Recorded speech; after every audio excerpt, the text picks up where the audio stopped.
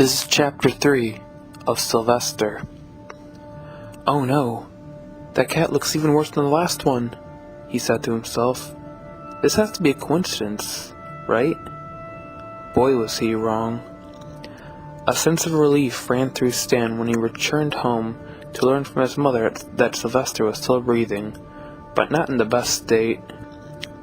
Sylvester, of course, lied in Stan's bed. Hi, Sylvester, Stan said as he entered his bedroom. The cat gave no response. Stan was perplexed. Sylvester? He called out again. He got closer and closer to his feline friend, afraid that he would discover Sylvester's cancer had weakened him further or worse, killed him. Stan gently placed his hand on his cat and Sylvester let out a weak meow sound. Thank God, Stan thought. I'm not ready to say goodbye. I just need a couple more days with him. But it was going to be much longer than that. That night, Stan stared blankly at his ceiling. Even engulfed under the comfort of his own blankets, sleep wasn't coming to him. He couldn't keep his mind off of Sylvester. He looked down at the cat, who slept peacefully between his feet. Stan wondered if this would be the last time he would see him. What if I wake up tomorrow only to find Sylvester is... He couldn't bear himself to even think about that forbidden word, especially after imagining finding Sylvester dead that very day. Stan rested his head back on his pillow, and just as when he was about to finally fall asleep, something from outside began to scratch his bedroom window. Stan was startled at first. Just a leaf hitting the window, he thought to himself. Or I just imagined it. But then he heard the noise again. Stan's eyes widened with alarm. Oh Lord, what on earth could be out there? He then lay down on his side, facing the wall, with his back to the window, hoping that whatever was out there would just get tired and leave.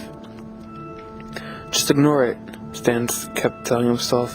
But this was becoming increasingly impossible, because each scratch was getting more aggressive than the last. Stan put the blanket over his head as if to shield himself from whatever was outside. Then the thing let out a raspy meow. What is with all these encounters with cats? Stan wondered before he heard a whisper in his ear. You have to reverse it, it said, which is the last thing Stan remembered before he became unconscious from fright.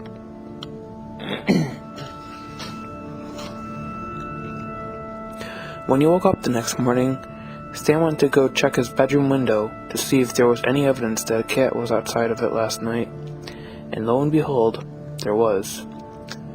There were scratches on the glass pane that were all over the place, like a toddler's drawing of a masterpiece, quote-unquote, that was only used with a sheet of notebook paper and a crayon. Stan slowly took a step back with his mouth open in a gasp. His mind was running around trying to find an explanation to everything that was going on. At first, he figured that he was probably just seeing things. Probably just stress over Sylvester, Stan thought to himself. But stress hadn't caused the ugly scratches all over his windows. Stan silently stared at the scratches, hoping that some kind of explanation would come to him. He stood there for a while, until his mother called him down for breakfast. As Stan shoved forkfuls of eggs into his mouth, he couldn't keep his mind off the scratches. They were evidence that maybe he wasn't seeing things after all. Maybe the scratches were proof that the cat he saw at school and on the bus ride home were, in fact, real cats, which caused even more bewilderment. If those were in fact real-life cats, how could they be so lively given the condition they were in, he wondered. He thought of a number of explanations as to the stuff that he was experiencing. At first, he thought, perhaps a herd of cats was run over. Before he brushed the theory away after realizing how absurd it was, due to the fact that no cat would survive an impact that severe and walk so gracefully. Luckily, he was able to come up with an explanation for the voice he heard in his room. "I was dreaming," he thought, as a sense of relief ran through him. "Yes, that's it. I was dreaming. That explains why I went unconscious from fright. Went unconscious that night. I was waking up from my dream."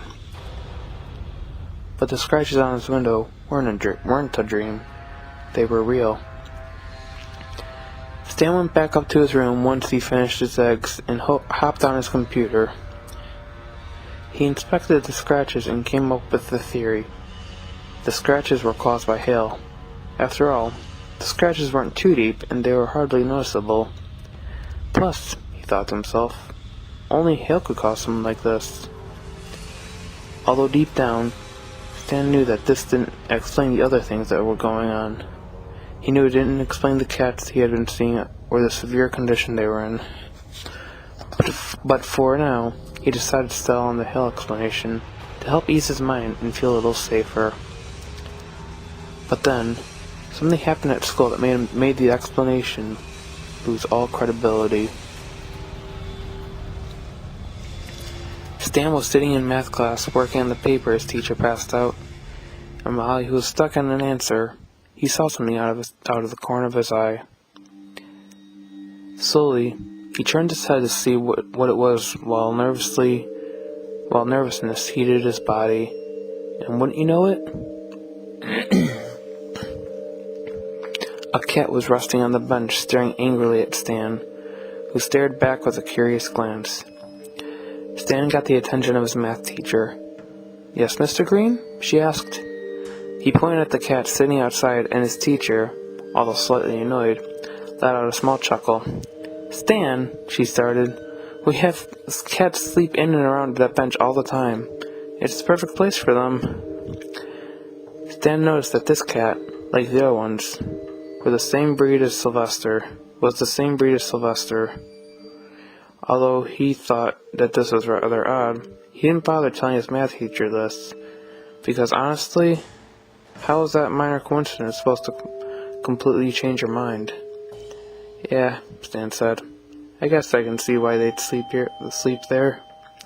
But of course, he knew something was going on. His teacher went back to her desk. "Now get back to work," she said on her way over there. Although this was going to be hard for Stan, he tried to keep his mind off his encounters by doing what his teacher had said. The key word being tried, of course, because his encounters were practically supernatural, and the subtleness of them all gave him an eerie feeling. But that was only the beginning. No cat encounters that afternoon. Instead, the supernatural had an even more special gift for Stan. After he got home from a seemingly long day of school, Stan found a note on the kitchen table that read, "Hi, Stan. I went to the laundromat with your father. I'll be home soon. Love, Mommy."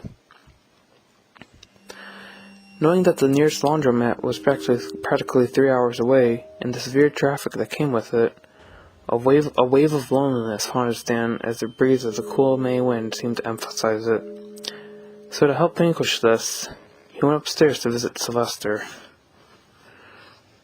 Sylvester heard the familiar footsteps of his human companion. If he were younger, he would have been downstairs already and rubbing his furry face against Stan's leg while purring happily. But now he was old. He didn't want to give up on Stan yet, so he gave what little energy he had into lifting his head up.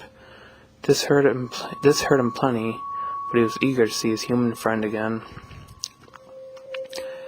Stan plopped himself on his bed next to Sylvester and began to gently pet him. He could tell the cat wanted to purr due to his presence and the relaxed position he was in. Unfortunately, due to his condition, this wasn't going to happen, which gave Stan an empty feeling. Despite the fact he knew the answer, he found himself wondering, "You're supposed to be purring. What's going on?" He was trying so hard to forget Sylvester had cancer that, alas, he ended up pretending he was oblivious to it. But no matter how hard he tried, he couldn't completely forget it. He knew Sylvester had cancer, but he wasn't ready to part with him. Then, out of the corner of his eye, he saw something that appeared to be a black, shapeless mass. But when he turned his head to get a better look, it vanished.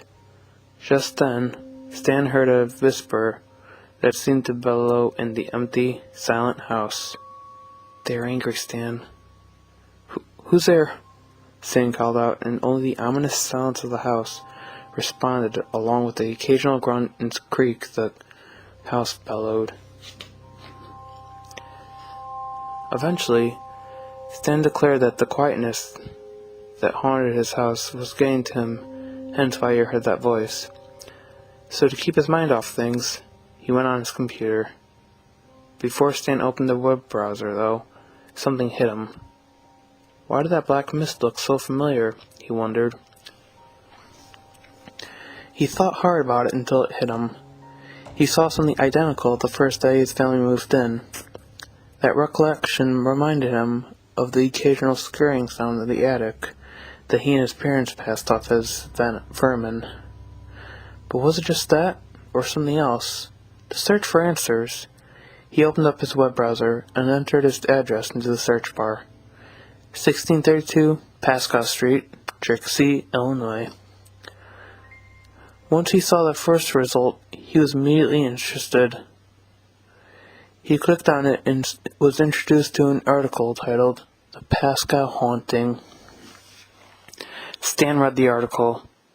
To the people of Dixie, Illinois, it isn't much of a surprise to know that the aging two-story house on Pascal Street had been the subject of campfire tales and urban legends in this small, quiet town for decades.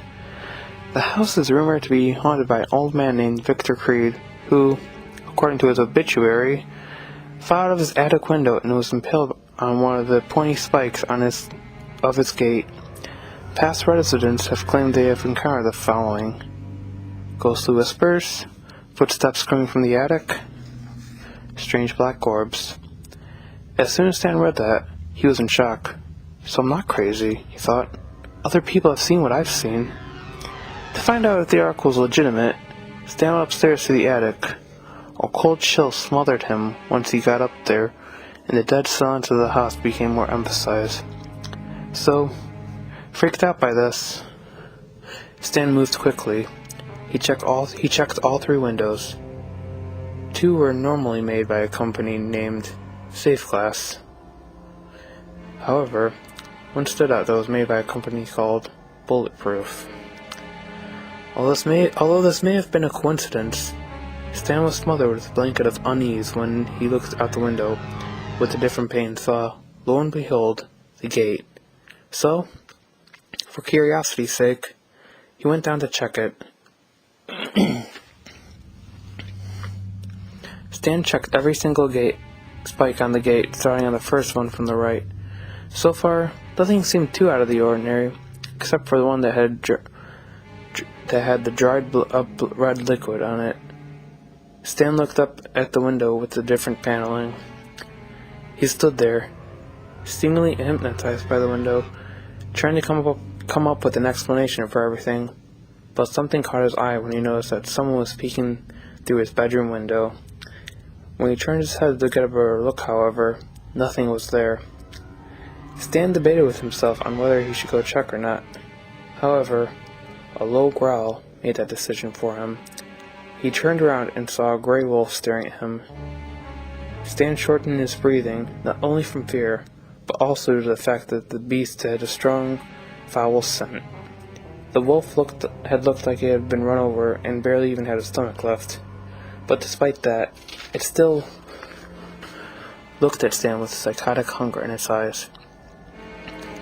Stan was frozen in fear, but it slowly made his way to the gate lock. The monstrous canine followed his every move with a look of anger. It seemed as though the wolf was taunting Stan. "Yes, that's it," the beast seemed to say. "Do whatever you want. You'll end up in my belly soon enough." Stan eventually reached the gate, but it was too late. The beast was charging at him with the speeding grace of an axe murderer in the woods. And just when it looked like Stan was about to become lunch, an invisible force slammed the gate shut before the wolf could get in. The wolf, now angrier than ever, leaped at the gate as it let out loud snarls. Stan sat in disbelief upon witnessing his own gate slam shut, but he was awakened from his trance when he noticed the wolf climbing onto a generator with the intent of using it as a boost to get over the obstacle. So, afraid for his life, Stan ran back inside his house and fled upstairs. Nobody was in his bedroom. Instead, there sat a Ouija board on his bed. Stan was bewildered. How did that get there? He wondered as he scratched his head in confusion. He tried to think of some kind of explanation, but unfortunately, nothing could explain this. The Greens didn't even own a spirit board. Besides, Stan just saw his own gate slam shut without anyone touching it. So there was nothing left to do besides accept the fact something supernatural was at work. However, what was at work was what Stan wanted to know. So he set up the board, hoping to get an answer. Perhaps his answer would come from whatever he saw in the window. He brought the board into the bathroom and laid it on the tiled floor. Once the candles were lit and the lights were dimmed, Stan began the seance. End of Chapter 3.